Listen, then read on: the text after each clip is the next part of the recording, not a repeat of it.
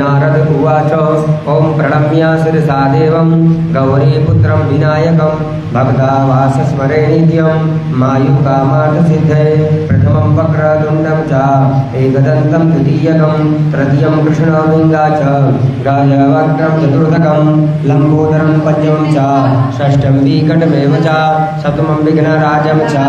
धूम्रवर्णं तथाष्टमं नवमं बालचन्द्रं च दशमं तु विनायकम् एकादशं गणपति द्वादशं तु गजाननं द्वादशैतानि नामानि त्रिसन्ध्यं यः पठे नरः न च विघ्नभयं तस्य सर्वसिद्धिकरं परं विद्यार्थी लभते विद्यां